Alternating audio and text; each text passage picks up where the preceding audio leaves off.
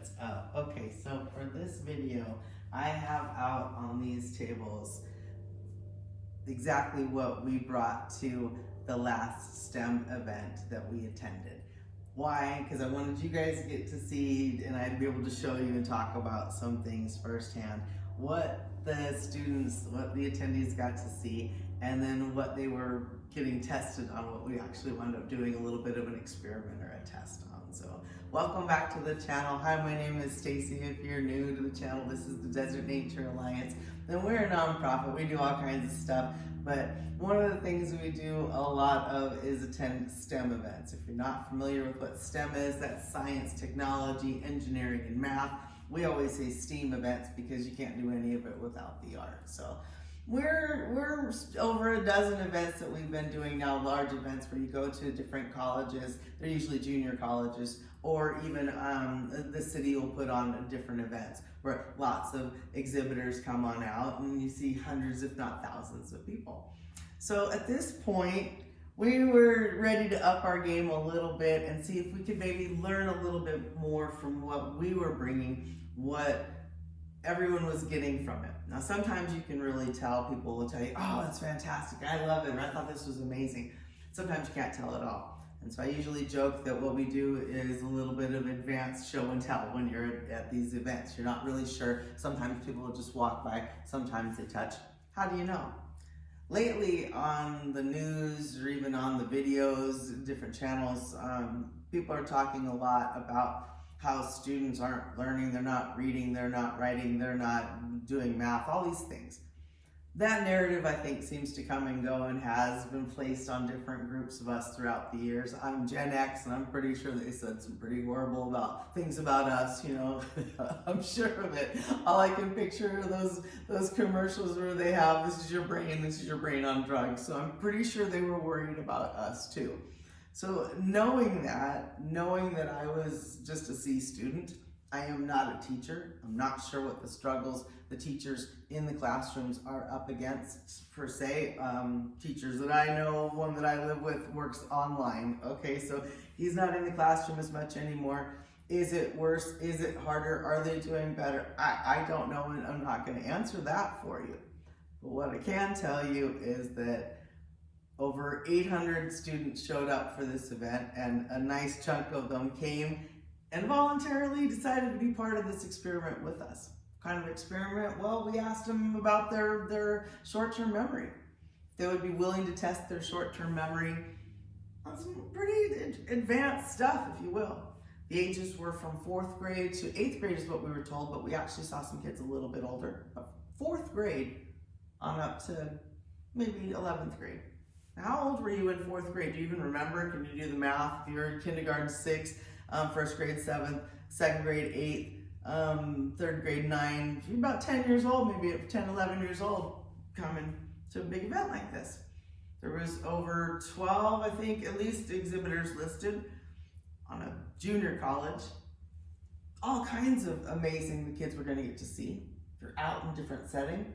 Is it just a complete playground, or are the kids learning from this? Well, how do you even know how would you know? So we said, okay, we're gonna test them. And I'm excited to show you guys the results. I am still working through all the data.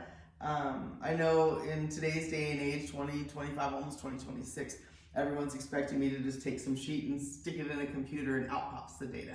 Well, not when you're asking 4th and 5th and 6th graders to write down answers to things that they have seen or draw pictures if they couldn't. It's taken a little bit longer for me to gather all the data together. So the way that the table was laid out and advertised was about the bats. Most common thing in Arizona, it seems to be everyone loves, is our bats. We have 28 species of bats. We have that written down in here. There was a combination of words, math, Spanish, English, all of it put on the table. In addition to things that you could touch, in addition to things you couldn't touch, in addition to things that were actually replicas. Down at this end, we have a replica of a T-Rex. I will show it to you. I will bring it down here to you. We have a T-Rex replica. How many kids do you think wrote the word replica? Okay, I have the data on that. How many of the kids understood or remembered that there was 28 species of bats in Arizona, or what fangs were, or what this actually is? Do you even know what this is?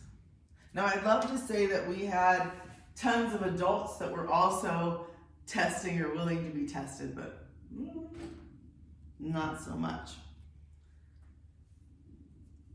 I think at this point it's easy for the adults to say, oh, the kids can't, or well, I'd love to be able to have a large enough group of adults to test against the numbers or the data that I just got from all the students. So bear with me here. I'm gonna see if I can turn this camera around for you guys and show you what's on the table. Oh, maybe I can't. I don't really know how to do this. I really need somebody that can help me with my camera situation. At some point, as this channel grows, somebody out there is gonna be able to help me edit. Until then, you guys are stuck with these really insane one-take videos that I do for you. It's what I got. Okay. Yeah, I don't think I can turn around the camera right now. So from down here, we had something I will never be able to show you really in person because they are protected, and it's a Gila monster, and it's whole information about their mouth and fangs and that kind of stuff. And then when you got over here, these were actually teeth that you can touch and feel all different kinds of animals and see if that's something that maybe that you could recognize. And then different information here about whether something was a carnivore, an herbivore, or an omnivore, and what that actually meant.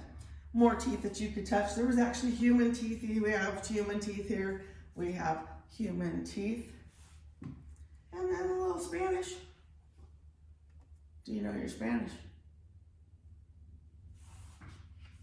Coyotes and coyotes not technically being a dog, and the whole information on that. What a javelina is, and a javelina is not a pig. There was also information about that. There's Mexican free-tailed bat and a canyon bat. And then I have a T-Rex replica.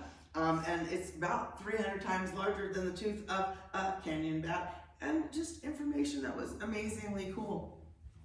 Now, if you turned off your camera and you couldn't go back and you couldn't look, how much would you remember of anything that I just told you, of how many students were actually even going to be here? Well, it isn't necessarily the same test that I gave them, but could you test yourself the same way, and how well would you do? Would you have already given yourself an excuse? Well, I'm older, blah, blah, blah. Well, I didn't make this test that easy for the kids, to be honest with you. I really didn't. So if there's instructors out there that are watching this right now going blah, blah, blah, blah, I purposely made it a little bit harder, as if it wasn't already hard enough. If it isn't, these young kids had gotten up early and were excited and got on a bus and came to a college campus and wandered around and were introduced to all kinds of different stuff they either understood or didn't understand. By the time that they got to me, who's insane, who was already told that she's intense or a little scary or whatever it was, they were given this put in front of them and then asked to write down or draw.